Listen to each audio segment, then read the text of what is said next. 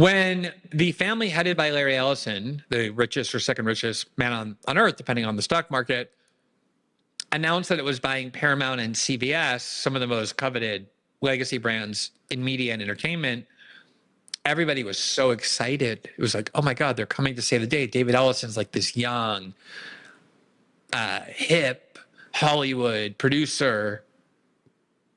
Yeah, he was raised in obscene wealth, and everything he has in his life was because his daddy is extremely wealthy. But so what? Like, everyone has their flaws. But he's a man of ideas, like super buzzy, and he's an outside the box thinker, and he's going to really transform this old, broken, addled, ossified CBS News into something relevant again.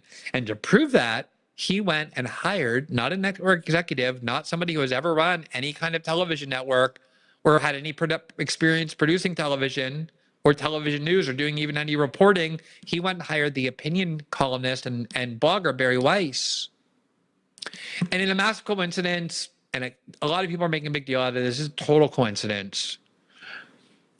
Larry Ellison is a fanatical supporter of Israel, has gone to Israel a zillion times, donated millions of dollars to the Friends of the IDF, which is a foreign military. He's an American citizen, got all his wealth because of the United States, but he donates it to a foreign army.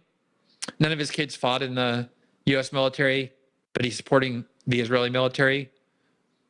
And his son, too, is a outspoken, fanatical loyalist to Israel. And Bari Weiss is the same, and that is who he picked to run CBS News, to shape its coverage. Again, total coincidence. But a lot of people are making a big deal out of that. And so CBS News has been lagging behind in third place, sometimes even in fourth place, with what had been, CBS Evening News used to be very storied. It's like Walter Cronkite and Edward R. Murrow and then Dan Rather. It was, one of the staples of American news and news brands throughout the entire latter half of the 20th century, since the advent of television into the 21st century. But now nobody watches it. And part of Bari Weiss's mission is to revitalize it, to get people to watch it again, to make it exciting, to make it relevant. And they made their big announcement today. They have a new anchor for CBS News. And I think when everybody heard this, they were like, wow, that is some out-of-the-box thinking. This is going to change everything. This is a game changer. Millions overnight are going to start watching CBS News to see this. You know who they chose as their anchor? Someone named Tony Dokoupil. Tony Dokoupil. Good evening, CBS News. I'm Tony Dokoupil. Everyone's going to be like, oh my God, that's like must-watch TV. And here's the New York Post, page 6. Some today, CBS News has picked Tony Dokoupil as CBS Evening News' anchor source. Quote, Dokoupil, 44, has never been a front-runner for the job. He has been a front-runner for the job and a favorite of both Bari Weiss, the network's editor-in-chief, and Tom Sabrowski, its president, as the Post first reported last week. Dokoupil, 44, has been a front-runner for the job. He made headlines listen to this. This is when, I don't think anyone heard of Tony Dokoupil before. I had never heard of Tony Dokoupil before. I can guarantee you that. He, I think, is one of the hosts with like Gayle King, Oprah Winfrey's platonic friend, as my friend and very acerbic cultural commentator Maureen Sullivan calls her. If you don't watch Maureen Sullivan's show called The Nerve, which is some of the most acerbic, insightful, journalistic, cultural commentary, scathing against all the right people, you really should. She talks a lot about Oprah Winfrey and Gayle King, and always refers to Gayle King as Oprah Winfrey's platonic friend. So that's where I think he is. He's like us, Morning News. He's like one of the co-hosts with Oprah Winfrey's platonic friend, Gayle King. That's, Morning News. Who watches that? Under 80, anybody? And this is the person Bari Weiss decided should be elevated. And the way that people heard of him for the first time was, as the New York Post said, quote, he made headlines at the network in October 2024 for his contentious interview with author Ta-Nehisi Coates about the controversial author's pro-Palestinian framing of Hamas's war with Israel last year. He ruffled feathers at CBS Mornings for its grilling, with then CBS News boss Wendy McMahon and her number two, Adrian Rourke, admonishing Dokoupil, who is Jewish, before staffers and saying his interview wasn't up to the network's editorial standards. Bari Weiss's news site, The Free Press, broke the story, revealing the culture clash and bias inside the network. Basically, what happened was Ta-Nehisi Coates had a new book out documenting the obviously apartheid-like conditions in the West Bank and the brutality with which it's enforced. And he went on CBS Morning News, and Tony Dokoupil said to him, "I'm shocked by some of your criticism of Israel. This sounds like stuff that would be scribbled by a radical and found in a backpack." Basically accusing Ta-Nehisi Coates of being a terrorist, like a Islamic terrorist, found in the backpack of a radical. It was a very, scholarly book, but very impassioned about the injustice of the Palestinian people. And Tony Dokoupil would never challenge anybody on any issue before except this, which is why it made a splash. The article says Tony Dokoupil is Jewish. I guess he is. He wasn't born Jewish. He became a Jew. He converted to Judaism in 2014.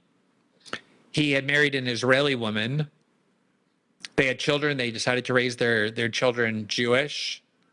She was born in Israel, lived in Israel. I believe they lived in Israel together. And then he converted to Judaism, and he wrote a very personal account, brave, raw, candid personal account of how he had a foreskin snipped as an adult in order to be circumcised as part of his adherence to Jewish law. He actually wrote an article like "My Adult Circumcision" by Tony Dokoupil. And he's a fanatical supporter of Israel. Again, total coincidence. I know people are thinking like, oh, obviously Bari Weiss and David Ellison picked Tony Dokoupil to be the anchor of CBS News because, like them, his primary cause is Israel. Yes, all that's true. That's a coincidence. Just come on with all these conspiracy theories. All right. Now, at the time, the Free Press vehemently defended Tony Dokoupil. From the Free Press, October 7, 2004. How is CBS marking October 7th? By admonishing Tony Dokoupil. The journalist did his job by asking tough questions of Ta-Nehisi Coates. That's when the trouble began. So they were angry that CBS should have been commemorating October 7th by paying tribute to Israel, by centering the victims of October 7th, which had happened a year earlier, not the tens of thousands of Palestinian kids and other people killed by Israel since, but instead they were admonishing Tony Dokoupil. So Tony Dokoupil has been kind of a cause of Israel for a long time. If you want to go watch the interview with Ta-Nehisi Coates, you can, but it was very contentious. Like no other politician, no writer of Ta-Nehisi Coates' stature would ever have been questioned on any of these shows about any topic other than Israel. Israel is the only thing that could have provoked Ta-Nehisi Coates to be interviewed in that manner. And so he became a hero of the pro-Israel cause. And so one of the very first things Bari Weiss and David Ellison do after they buy CBS News, and everybody knows they're buying it to turn CBS News into yet another propaganda outlet for Israel at a time when support for Israel is unraveling.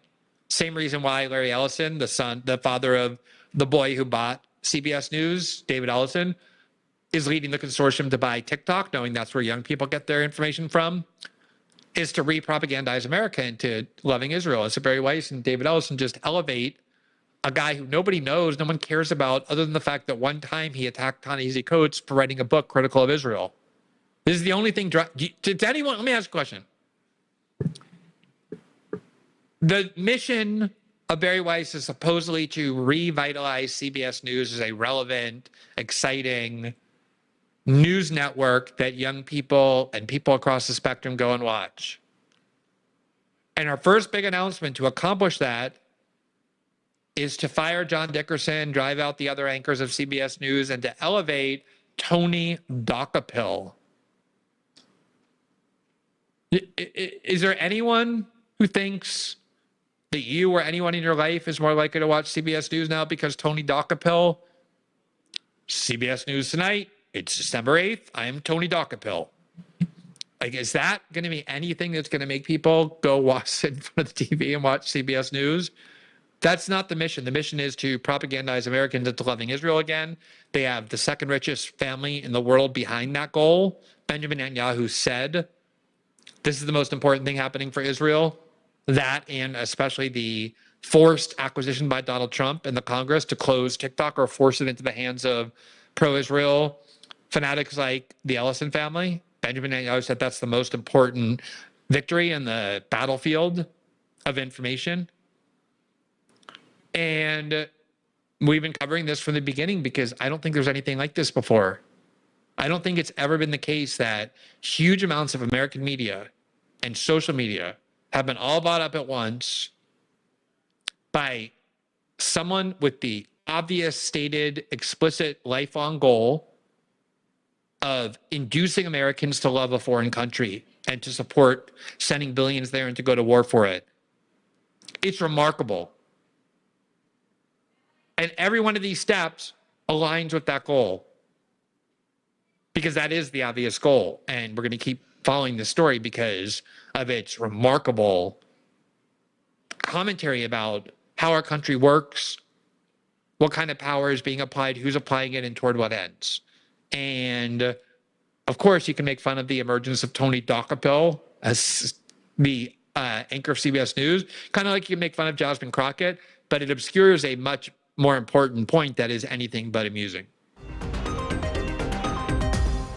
Thanks for watching this clip from System Update, our live show that airs every Monday through Friday at 7 p.m. Eastern exclusively on Rumble. You can catch the full nightly shows live or view the backlog of episodes for free on our Rumble page. You can also find full episodes the morning after they air across all major podcasting platforms, including Spotify and Apple. All the information you need is linked below. We hope to see you there.